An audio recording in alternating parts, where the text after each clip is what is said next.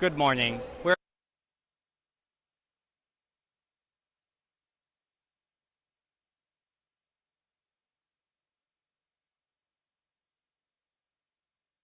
Good morning.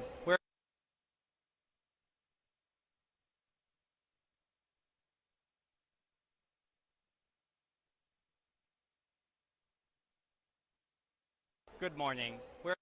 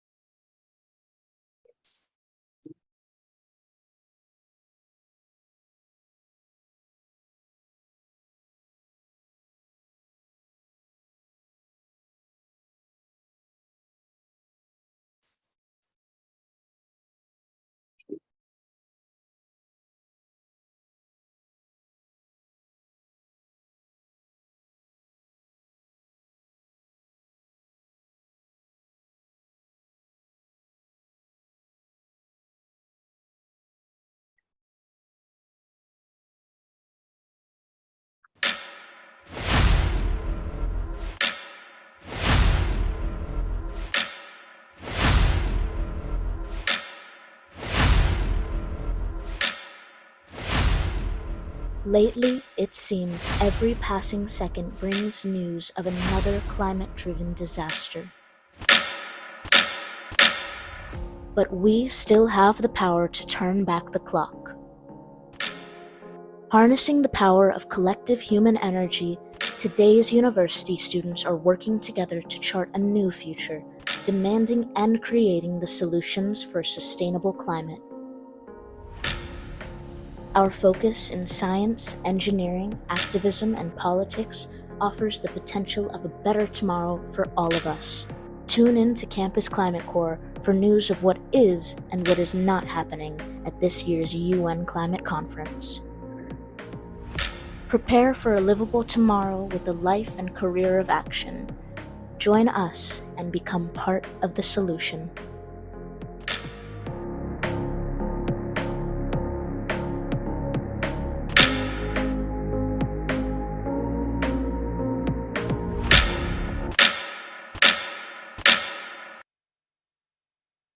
Ladies and gentlemen, I'd like to welcome each and every one of you to Campus Climate Corps' Day 10 briefing.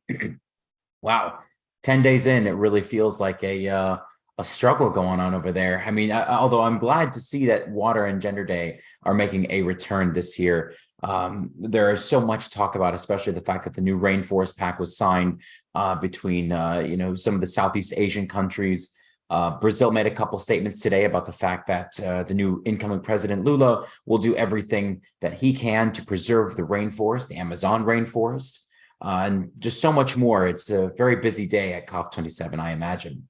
That being said, on the line today, we have Esteban and Michael, and of course myself, your host, Rock Bouchard Jr., reporting live from Gainesville. So we're really glad to have you here. As always, just remember, we do have a live Campus Climate Corps volunteer monitoring the chats. So if you do have any questions, comments, or concerns, please do leave them there, and they will most certainly get to us where we can ask them and answer them for you all. That being said, today, we do have some content directly from Esteban, who was lucky enough to get an interview. Esteban, why don't you tell us a little bit before the interview begins? How did you meet this fellow from Japan? What position does he hold? And, why was he so special? Yeah, good evening, everyone. So Satoshi Watanabe, it's a deputy director at the Global Environmental Bureau of the Ministry of Environment in Japan. And this was all also thanks to, in general, the personnel of the Japanese pavilion, but also to other directors from the Ministry of the Environment. So actually, our work trying to obtain this particular interview and tour of the Japanese pavilion started last week. Actually, it started at the very beginning of COP. Unfortunately, we were able to make it happen. Actually, the Japanese pavilion does this in general. What you'll see in the interview in particular is a compilation of different technologies being showcased for the general public. But of course, we have the privilege of being toured through it and have special interviews with the different representatives actually showcasing this technology. This was also thanks to Saya Mitsuno, who is also a deputy director at the Green Impact Finance Office of the Ministry of the Environment in Japan. She was actually our first contact there. Absolutely wonderful. Well, I'm definitely looking forward to presenting the interview to everyone here. Without further ado, let's go ahead and begin. Good morning. We're here with Satoshi Watanabe, Deputy Director for the Global Environmental Bureau of the Ministry of the Environment in Japan. Hi, thanks for having us. How are you doing today? Yeah, I'm so fine, and there are many participants in the Japanese pavilion. I'm so delightful to invite many stakeholders from the world. Indeed, it is a very busy day at the Japanese pavilion. So the first question that we had for you was, what are Japan's goals to cut emissions? Yeah, our Prime Minister clearly announced the Japan's national target, that is carbon neutrality by 2050, and the midterm target is cutting our GHG emission 46% by 2013. 2030, comparing to 2013. That's a very ambitious target. Do you mind telling us a little bit about what strategies is Japan using to achieve those goals? Yeah, thank you. Firstly, we would like to emphasize that the basic energy plan stipulated in the Central Cabinet last year clearly states that the first priority is introducing renewable energies. So Japanese governments and Japanese private company is working closely to introduce renewable energy at the maximum level. But as you know, there is no perfect energy sources. So Japanese government also work to make innovations about the, for example, hydrogen, ammonia, and CCUS, and so on. Wonderful. Thank you. And now we are going to showcase the different technologies in the Japanese pavilion. So now recently it is often said implementation is very important to achieve goals of Paris Agreement, and fortunately Japanese company, business company have lots of rich and good technologies, advanced technologies. So at the Japan Pavilion there are 11 technologies and efforts are exhibited on site, and 20 another technologies are exhibited at the online. So today I'd like to ask you to cover what kind of technologies they have. It'll be our pleasure. Thank you so much. Thank you. Good morning. Would you mind telling us a little bit about what's being showcased here? Sure, we have two technologies. One is the superconducting motor. This is very small, lightweight, but very high output motor, could be used for mobility sectors. So this has a 2 megawatt output. Normally the size will be 10 times bigger than this, but we managed to make it small so that we can be used in mobility like aviation and so on in the future. So this could be used for the electric airplanes in the future. Wonderful. Thank you very much. And the other one is a power to chemical. This is a renewable, from using the renewable energy into some kind of chemical material. When there's CO2, there's not much of a use, but if you can convert CO2 to CO, carbon monoxide, you can use it as the raw material. So this CO electrolyzer uses the product to convert carbon dioxide into carbon monoxide. That's brilliant. Thank you so much. Our company, Mitsubishi Heavy Industries, we're basically technology providers supplying or manufacturing those components. Not only those, these are carbon capture system and hydrogen-fired gas turbine, but we also produce transportation system like a train, metro, rockets, aircrafts. Yeah, so many things. Yeah. Power generation plants as well.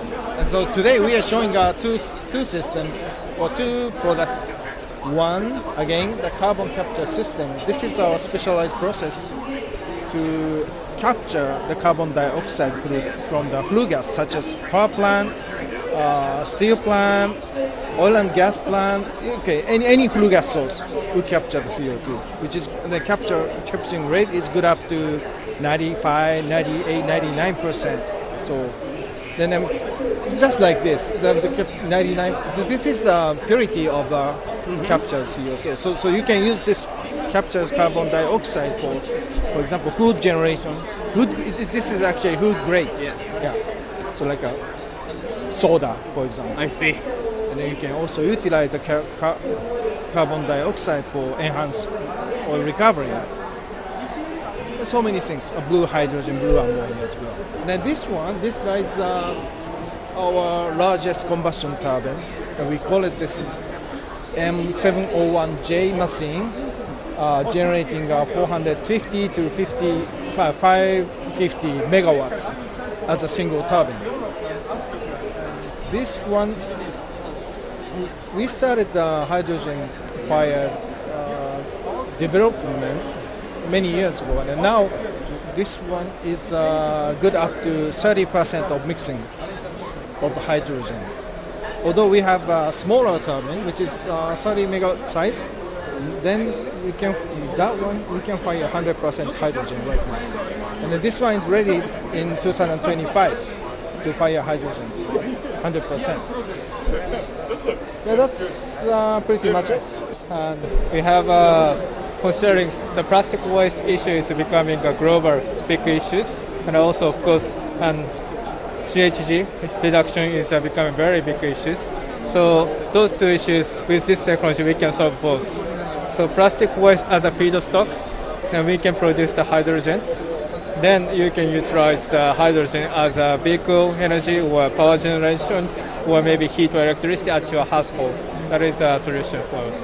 So thank you for today, and we are GFE Engineering Corporation. So our business, we are constructing waste energy plant, geothermal plant, and also biomass power plant. And we have record that we contributed CO2 emission reductions year 2021. It's over 10 million ton CO2 per year. So in this chart, so blue one is Asia, Europe. We contributed 5.3 millions, and Japan 4.6 millions, other 0.7 million for recycling.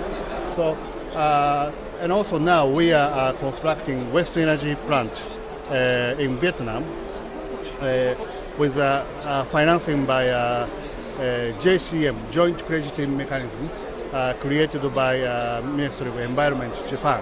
So what we want to do is, okay, we have experience constructing this kind of a plant in Asia funded by JCM. So using this experience and also our technology, we want to also construct waste energy plant in Africa. So this is our main purpose to here, that we expect to meet authorities, countries, people who are interested about our technologies. And also, lastly, I would like to show you before, not only plant, but also we have experience constructing Suez Canal Bridge. This is the Egyptian-Japanese friendship bridge. So we had a joint venture, and half part we constructed. Wow. Yes. So I believe we could contribute more in Africa. This is our hope. Yeah, thank you very much. I want to explain Hitachi's business briefly about. And Hitachi is providing whole social infrastructure like energy systems, energy grid and others, and public transportation like railways and other digital platform systems to controlling the factories and the energy grids and others. So Hitachi is co-creating those infrastructure with customers and the public citizens. Since green transportation is very important, we are thinking how to transform whole infrastructure to greener one. And the key is we think that co-creation with the government, societies and others. We are thinking about transforming the power grid, more greener one. We are proud of our high voltage direct current lines, which can deliver renewable energies more efficiently and cheaper. And also we are trying to change the public transportation, starting from the electrified railways. We are starting to develop the public bus and the other trucks using the EV batteries. We are doing a lot more. Digital platform is one thing. We are proud of our digital platforms, which can transform green products and the green consumptions. In conclusion, we are developing whole green infrastructure. Thank you very much. This is an exhibition for the Panasonic latest initiative. This is a demonstration facility for RE100, which uses 100 renewable energy to cover the all electricity in the factory in Japan. So the uniqueness of Panasonic is to combine three batteries. First is solar power cell, and the second is a hydrogen fuel cell, and the third is a storage battery. Why we combine these three batteries? In Japan, we have a rainy season, so solar cell is not enough to cover all the electricity for the factory. So we combine the hydrogen fuel cell and the storage battery to stabilize the electricity for the factory. So throughout this combination, we can cover a whole season. I see. Yeah, that's Panasonic uniqueness. This is the first technology is about carbon minus concrete. It means the concrete absorbs the CO2. At first, instead of using the Portland cement, use the blast furnace slag. At this time, the CO2 will reduce 80% in comparison with the conventional concrete. After that, add CO2 from exhaust gas and react with CaO. After that, make a CaCO3. This one. Yes. So include CaCO3 and blast furnace slag. Totally, the concrete will reduce the CO2 from the in comparison with the conventional concrete, right? Wonderful. This is one. The second one is glass integrated power generation system I see. for the wall. I see. This is the wall, and also this is for the glass area. So this is a see-through type, and this is usually the building in the building that this solar general system is installed to the roof area only. And in addition, the roof that we use this technology to the wall area. So this is the same efficiency of the power is almost same as the roof area, 20%. This is 5% see-through, 50% see-through. After that, this is a 10% efficiency.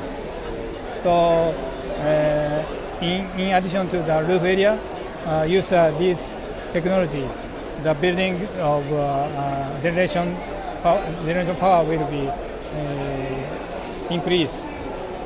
So this is our technology. Hi, we are Spaceco from Japan, and our product is new material that cooling with gel energy, which means our product is just a film, but it makes 2 points. One is reflected sunlight, almost 95%, and then also another point is the material itself. It's trying to release the heat to the space, so it means make it cooler inside as well, and the material itself also not increase the temperature. So it should be without using any electric facilities as well. Yeah.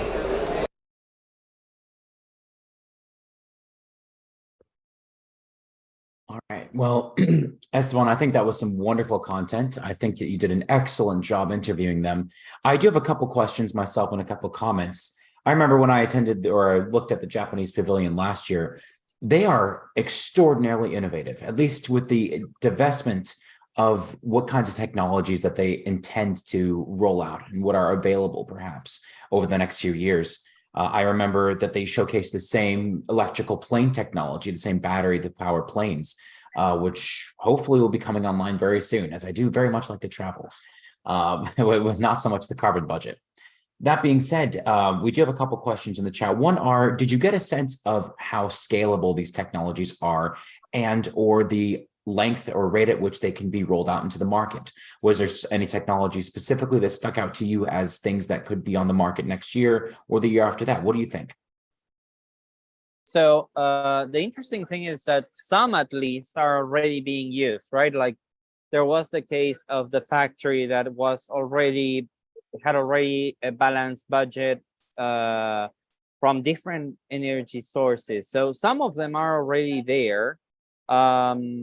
Otherwise, I'm not really sure exactly when or if how all of the examples are already scaled up and ready to go to the market. I was pretty struck by the concrete that absorbs CO2.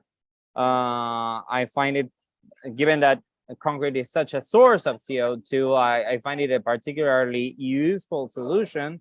And again, I'm also excited about the electric planes.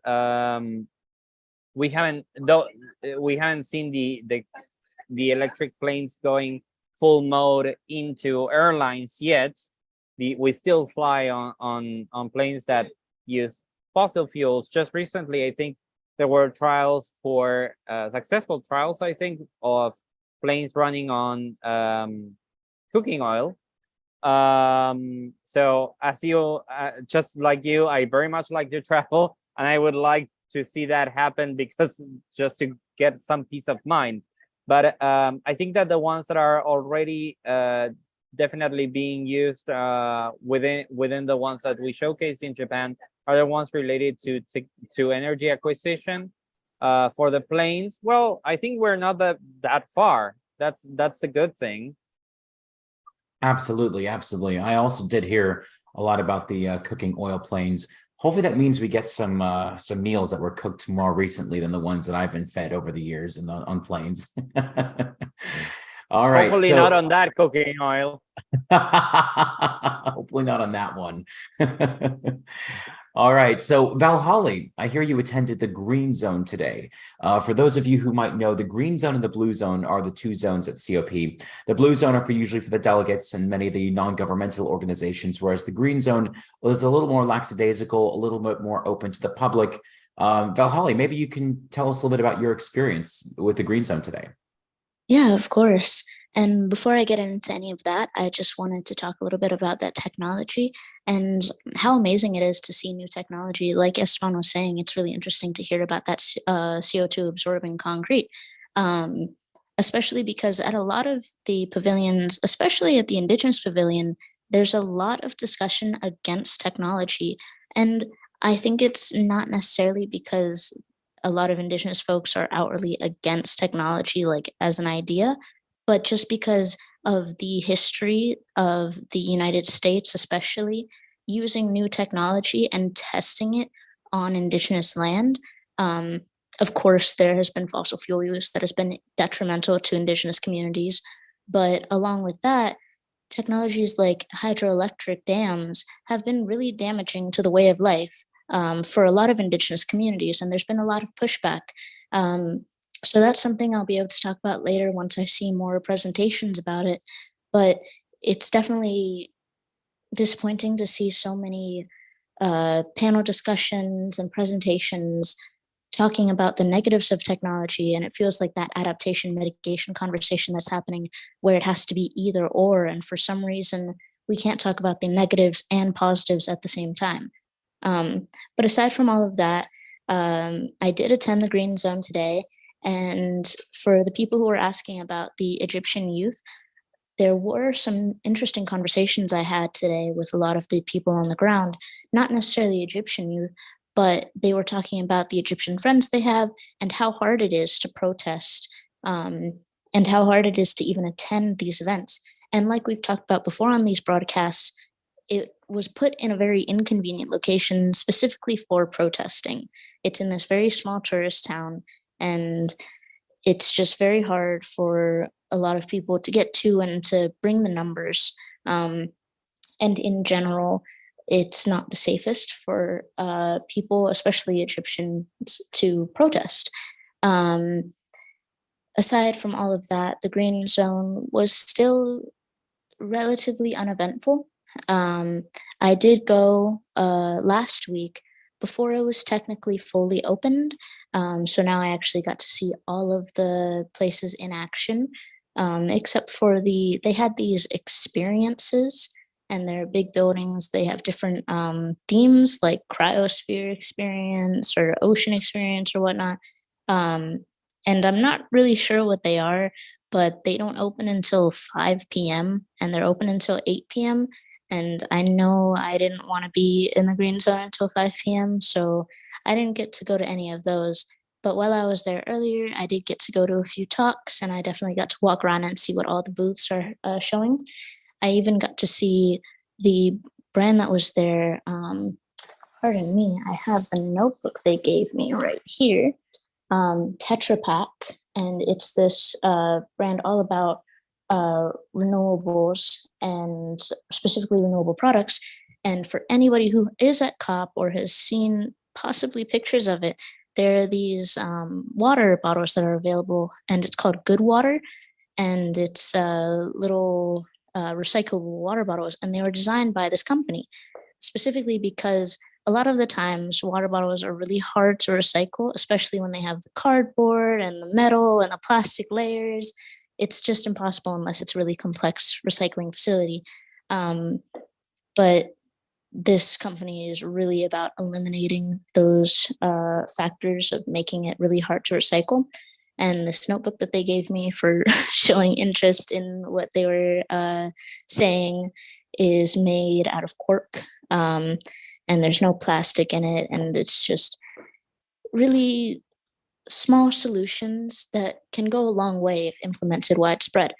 So it's great to see stuff like that, especially from people who aren't these giant corporations, because sometimes it feels like the only way you can get anything done is by begging lawmakers or these giant companies to do anything.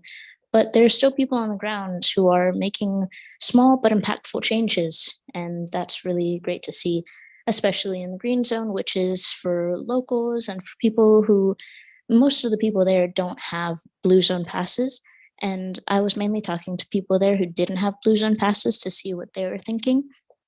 And overall, it was a little bit more interesting to be there because not everything was in English. And it was really apparent that it was for locals, whether or not it was that safe for protesters or activists, especially local ones, to be outspoken or anything. There were a lot of discussions that were in different languages and a lot more accessible to people who maybe don't have fluent English or just don't speak it at all. So that was cool to see, especially all the way over in Egypt, because that was one thing I had been taken back by the past week, is how much English is being spoken here and how the only time there are really translators and translation devices available is when it's in a language other than English. So overall, the green zone was still not much happening. There wasn't much happening there, but there were some small things where if you go in and you really look for them, you get to see some solutions and you get to talk to some people who just make you feel a little bit better about the work you're doing.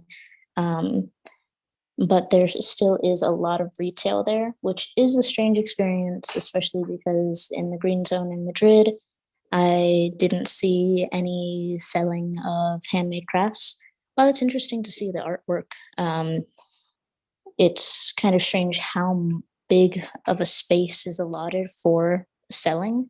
And the green zone is typically advertised as a big space for Indigenous folks. And I didn't see anything relating to Indigenous peoples, unlike the green zone in Madrid, where there was an entire area for First Nation peoples.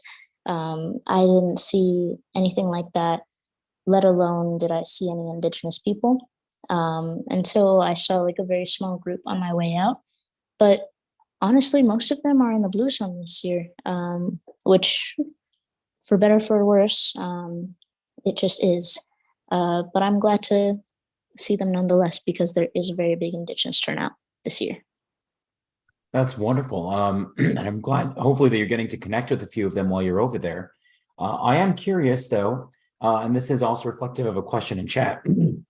How far away are the green zone and the blue zone? Did you have to walk very far from the blue zone? What about transportation? Is there direct transportation between the green and the blue zone, or is it walkable? So thankfully, the day I went, when it wasn't technically fully open yet, it was really difficult to get there. I tried going with another volunteer on the ground and taking a bus to go there, and the bus dropped us off about 15 minutes away, a 15-minute walk away. And that was a strange thing, especially because we're in the desert, and the only saving grace was that there weren't many buildings around, so there was enough wind to keep us from absolutely dying on that walk. But One, it's cooling down a little bit, I think. And two, we have since found a shortcut to get there. So you have to still walk a ways because you have to go all the way from the entrance down to an area that isn't the closest. It's for anybody who's at COP, you have to go all the way to the back of Area D, and then you have to find a specific gate that will let you out because you have to scan in and out with your badge. But unfortunately, you can't get back in through that area. So you can scan out and you can walk across the street. And for that, once you exit that gate, it's maybe about 5 minutes away.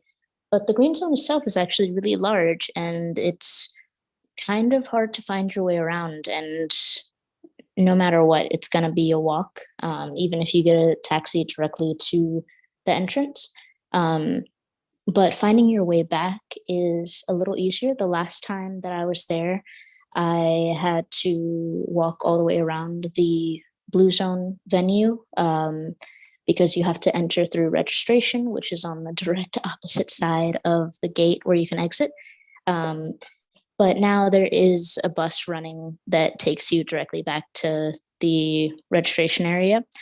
Unfortunately, if you have somewhere to be at a certain time, you have to allocate a good amount of time to make it there because the buses aren't the fastest and they take a lot of very long routes to get to where you're going. Like typically in the mornings when I see the venue and we're first making the turns, it's about another 10 or 15 minutes until I actually get off the bus and am able to enter. Sounds like a interesting little journey between the two of them, that's for sure. I'm glad you found that shortcut. Michael, I hear that you have some more photos today, more information and more pictures that are going to make me jealous that I'm not there.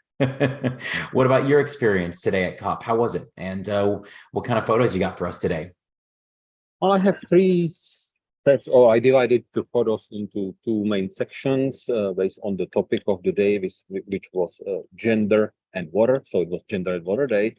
So I'll have these images. Not sure if it will make you jealous today, but let's give it a shot. So let me share my screen and let's see what you get there.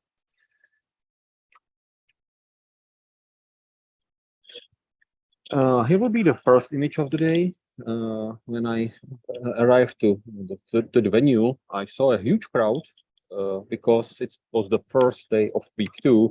So many people who are allowed or who are accredited for COP are here just for week 2. So it was pretty crowded. I have not seen such a big crowd in COP yet. This would be the registration area, and again, it was pretty crowded. And I had to use some skills to jump the queue because I was scheduled. We had with Esteban, we had an appointment in the Japanese pavilion where we were shooting the video. You saw the video already.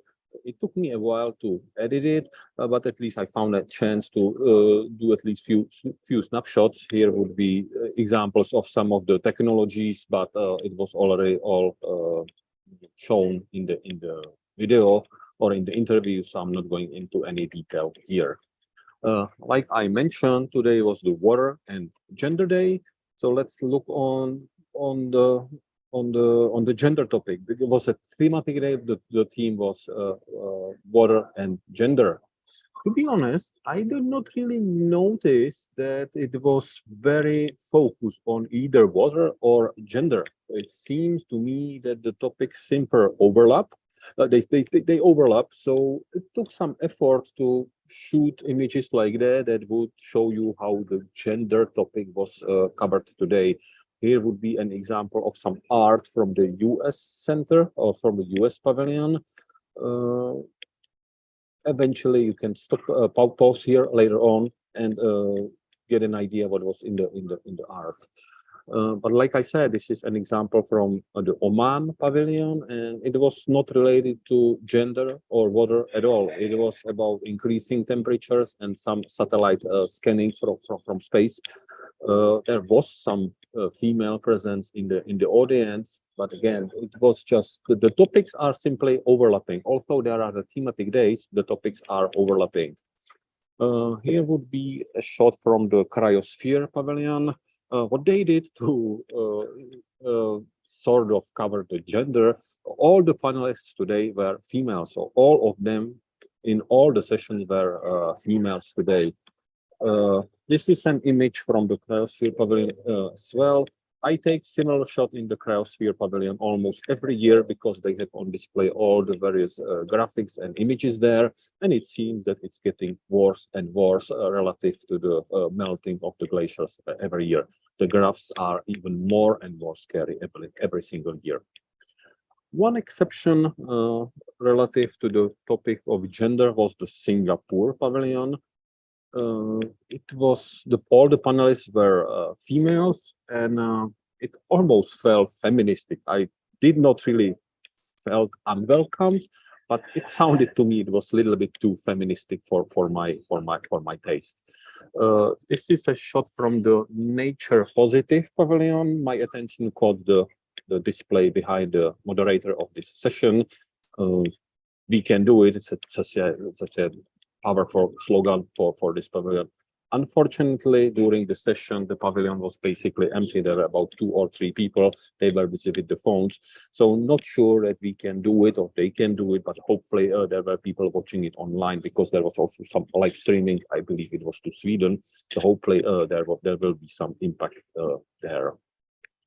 One last pavilion where I saw some relation to the topic of gender was the United Arab Emirates Pavilion, where this is probably the largest pavilion in whole COP, where there were on display these females, and it was just there was short clips, maybe 1 minute long, and they were playing the clip over and over and over again. I had a coffee there, spent there maybe 10 minutes, and I have seen the very same clip maybe 10 times. So it was not really very entertaining. But the Emirates Pavilion had also some panel where the panelists were only females. Moving on towards the water, the most interesting session I attended shortly was the one in the Israeli pavilion, which was called Israel Always a Drop Ahead. And yes, based on the technology which was related to desalination, what they described that was really not a drop, but a liter of water ahead of the other technologies that are used for this. And let me give you a quick overview of water-related issues behind the scenes. So this is the fresh water we get here in these half-liter, nicely arranged bottles. Or these are not bottles; these are paper boxes. They are always nicely arranged, and you can pick them up for free. Of course, you also get a free Coke or free Sprite. I don't drink that, so just get the water. The other option how we get to drinkable water are these plastic boxes. They are also neatly stocked there. This is an image from our apartment, and it shows how they sell the water because the water, the tap water, is not drinkable here. So this is the trash or the plastic bottle. Our group of 5 people produced within less than a week. I don't really know what else to add to that because the image tells the story. And this is an image of the neatly stocked water after it's being drunk, and that if you look behind the scene, then you see how the bottles end there.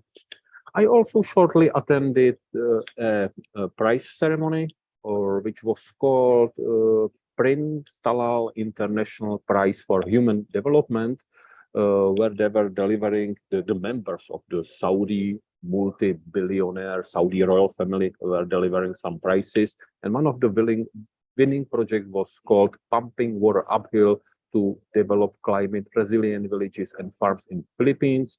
The prize was handed by Her Majesty Queen Sofia, the Spanish Queen or Queen Mother, as is her official title now. So the sheikhs were taking photos, and they probably spent some money from their multi-billion, from their billions and billions of dollars. Yesterday we were asked in the chat whether how Sharm gets water because it's in the middle of desert. So the potable water here the tap water is not drinkable at all, and Sharm gets the water from desalination plant, like I mentioned before. But there are also few of these small pumps in the desert here and there, but I have seen only very few of them so far. This image was taken yesterday when I saw this heavy machinery digging some trenches, and they were putting water pipes there. So you can see that the effort to get more pipes in Sharm el Sheikh is in a full spin because some of the neighborhoods probably don't have any water at all. And this would be the final image of the day. This is from our apartment. The water pressure in our apartment, although it's, I would say, in better than average area, is very low. So when we try to wash our clothes, we always have to use some special tricks. Here, we came up with an idea simply to fill up the washing machine, because it would take probably 20 minutes before the machine would simply start, because the water pressure is so low. But it works, so we have clean clothes. And with being that said, I'm turning it back to you. Thanks a lot, Michael. As always, your photos, I think, do a great job showcasing what's going on over at COP. Our next presentation is going to be by our very own Dr. John Capice, who's going to share with you some of his information today gathered from Water and Gender Day.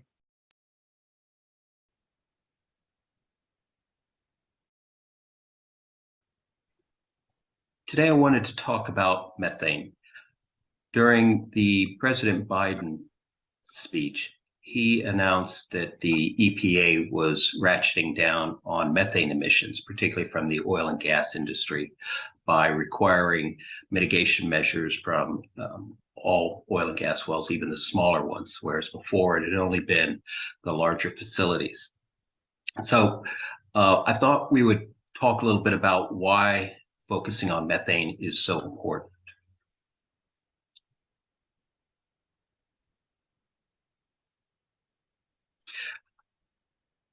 As we know, methane is a powerful greenhouse gas. It exerts approximately 25 times the power of carbon dioxide on atmospheric warming.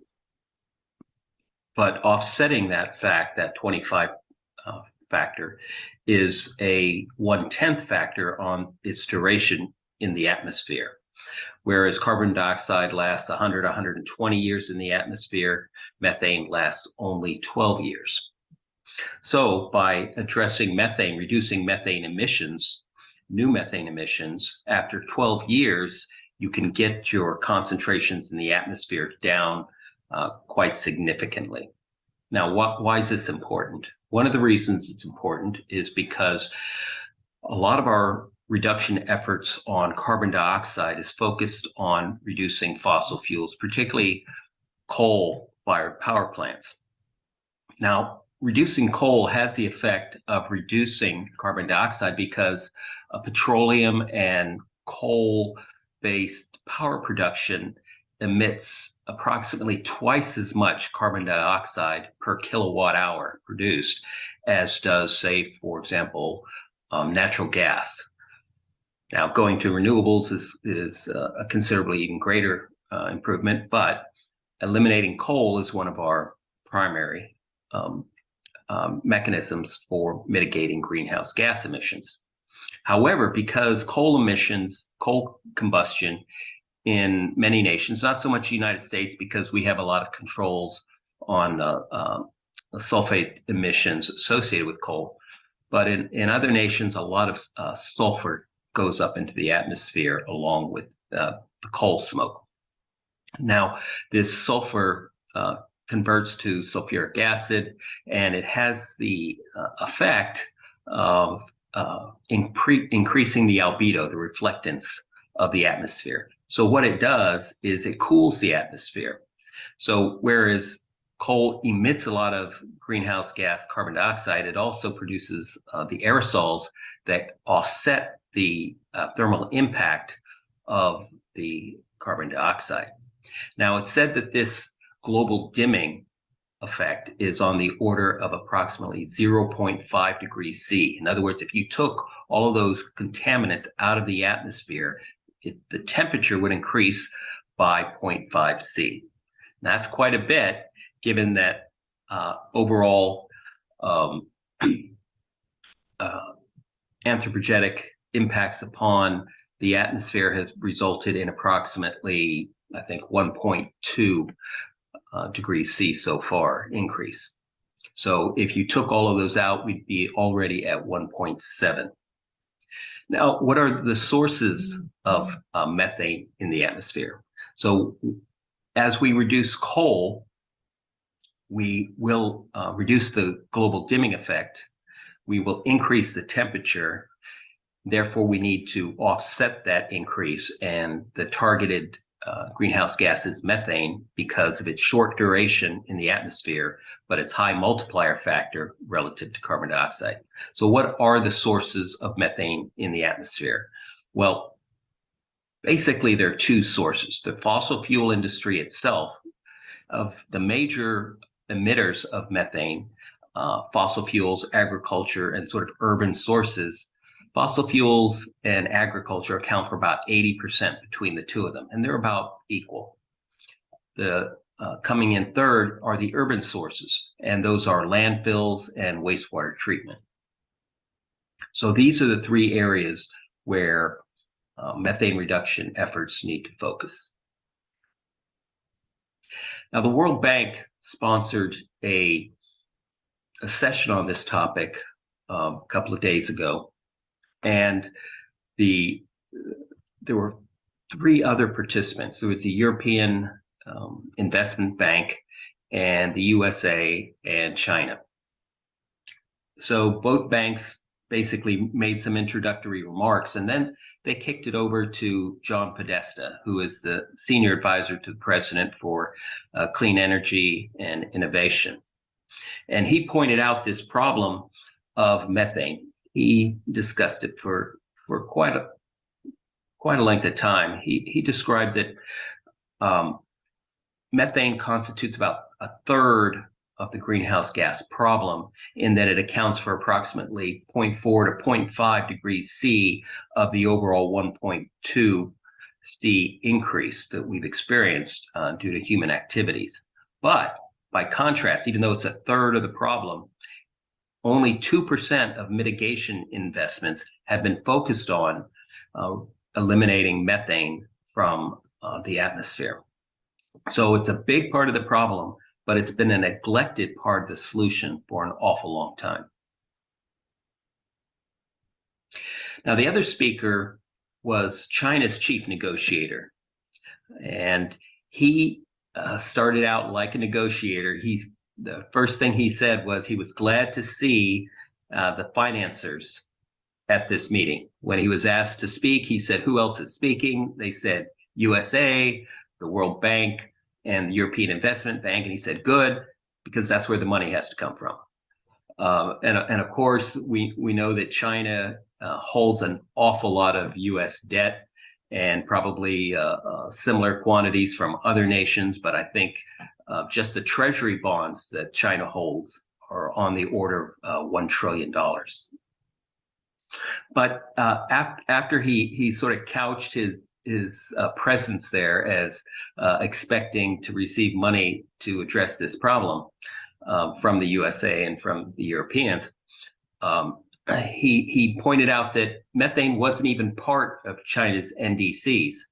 And the way he worded that, it sounded sort of in the passive voice, whereas NDCs are nationally determined contributions. In other words, when the Paris Agreement was reached, China did not put any methane on the table as far as its activities in mitigating the climate crisis. They focused simply on carbon dioxide.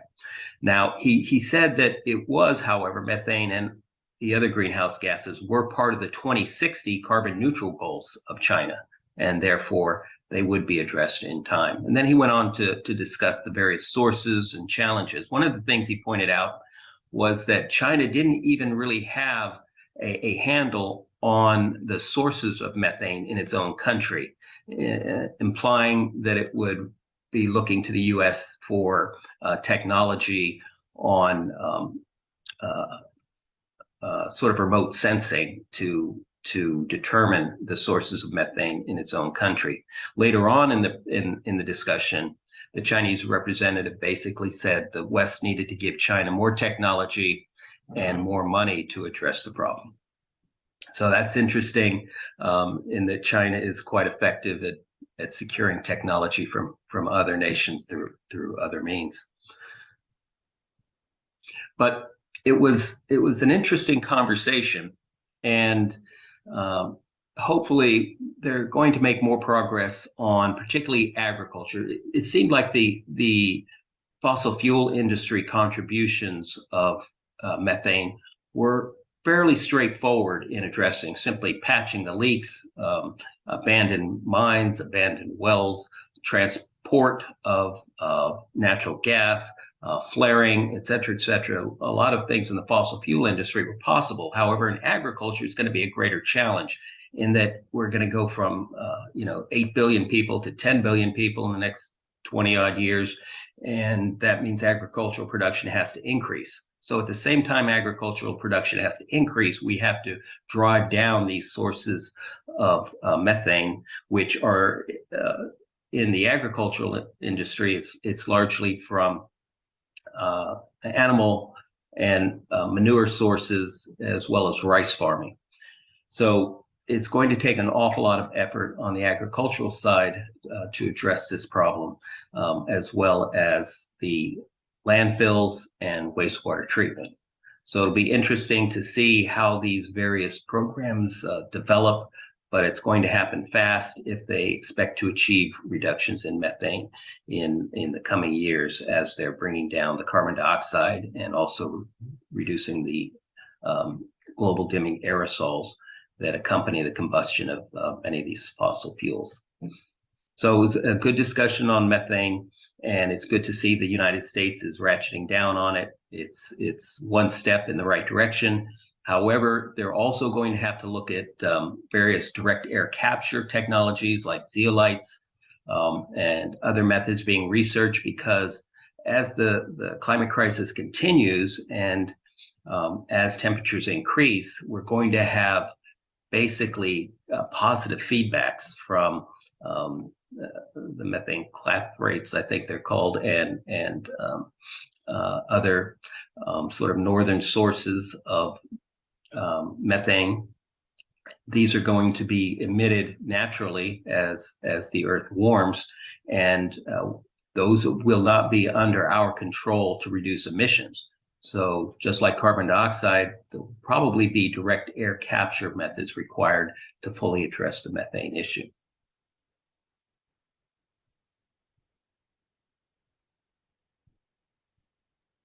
Well, as always, Dr. Kapinski always gives a really well done presentation on the things that we need to be working on immediately. This comes up as a follow-up. As many of you might know, COP26 was the methane COP. It was the COP where everyone agreed that by 2030, we must be reducing our methane emissions by 30%. And I'm glad that China now is addressing some of their, complete reduction of methane to 0% by 2060. That would be very nice. However, hopefully they will stick to their 2030 pledge of reducing methane by 30%. That being said, today we're finally closing up our briefings today, or our briefing today on COP27. Does anyone have any final remarks that we'll make before we close out today?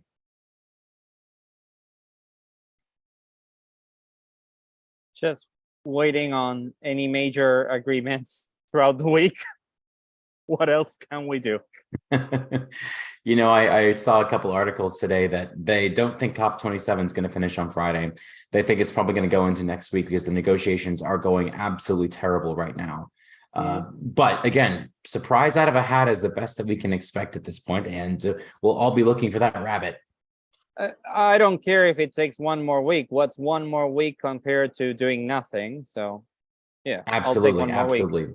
But I think as the Japanese, as you showcased at the Japanese pavilion, the connections and the discussions at some of these pavilions are probably just as powerful as what the delegates are doing behind closed doors. Showcasing the technology, collaboration on the technology are incredibly important. And I'm really looking forward to seeing what new information that each of you bring to the table over the next few days. That being said, everyone, from Sharm el-Sheikh, Egypt, and Gainesville, Florida, we're wishing you a wonderful Monday, and we plan on seeing you all tomorrow for our Day 11 briefing. As always, please feel free to reach out to us if you have any questions, comments, or concerns. And in the meantime, I hope you have a wonderful day.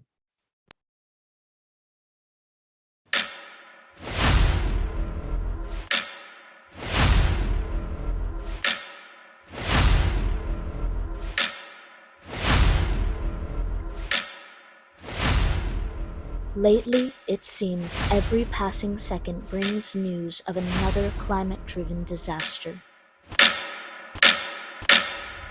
But we still have the power to turn back the clock.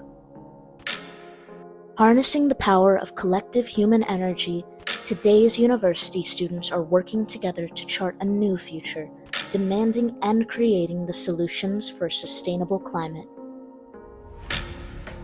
Our focus in science, engineering, activism, and politics offers the potential of a better tomorrow for all of us. Tune in to Campus Climate Corps for news of what is and what is not happening at this year's UN Climate Conference. Prepare for a livable tomorrow with a life and career of action. Join us and become part of the solution.